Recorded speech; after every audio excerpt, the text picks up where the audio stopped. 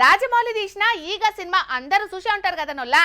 అందులో హీరో జీవించినాక ఈగగా మారి తన పానాలు తీసిన విలన్ మీద పగ తీర్చుకుంటాడు. అయితే శ్రీకాకుళం జిల్లాలో ఇప్పుడు ఈగ 2 సినిమా నడుస్తున్నదొల్లో. ఆగో, రాజమౌళి మహేష్ బాబుని పెట్టి వారణాసి దిస్తున్నాడు కదా.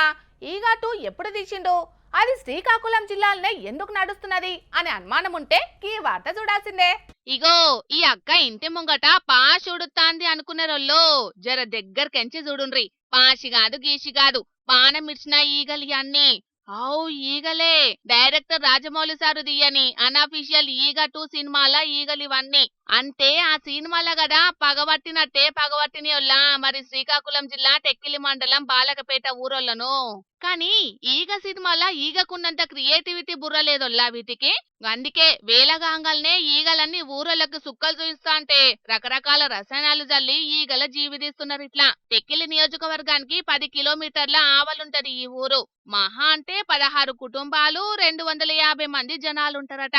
మరిగా ఈ ఊరు ఏ ఈగకు అపకారం చేసిందో లేక ప్రకృతి వైపరీత్యమో తెలియదుగానొల్లా ఏడవర్త అన్నే ముసురుతున్నాయట. తిండి తిందామంటే తిననిత్తలేవట, మనసున మనసు వట్టనిత్తలేవట. మా ఊర్లో ఈగలు పగపట్టినట్లు, ఈగ సినిమాలో పగపట్టినట్లు మా ఊర్లోనే చాలా ఎక్కువ ఈగలు. ఏమైందో తెలీదు, పక్క ఊర్లో కంటే చాలా చాలా ఎక్కువ ఈగలు. దీనికి మేము చాలా ఇబ్బందులు పడుతున్నాము.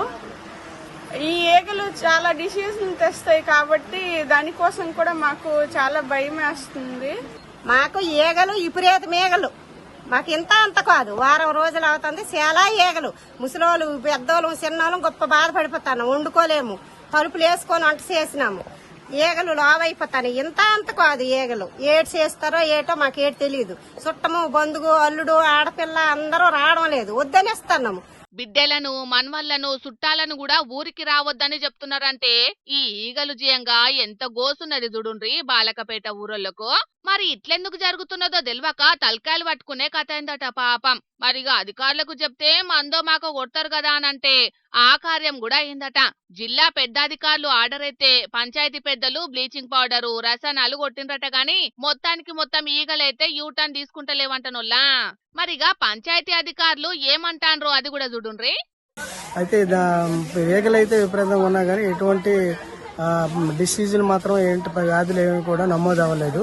అయితే ఇక్కడ ప్రస్తుతానికి నిన్న పూర్తిగాను స్ప్రేయింగ్ చేయడం వల్ల దోమలు విపరీతంగాను ఈగలు విపరీతంగాను చనిపోవడమే కాకుండా ఇప్పటికి ప్రస్తుతానికి అంతా దీంట్లో ఆధీనంలో ఉంది. ఈగలైతే ఉన్నాయట గాని రోగాలైతే ఏం నమోదు కాలేదటనొల్లా. ఇక ఉన్న ఈగలన్నీ జీవించేటట్టు తీరు మందులన్నీ గట్టిగానే కొట్టేటాలకు చాలా వరకు తగ్గినాయట కూడా.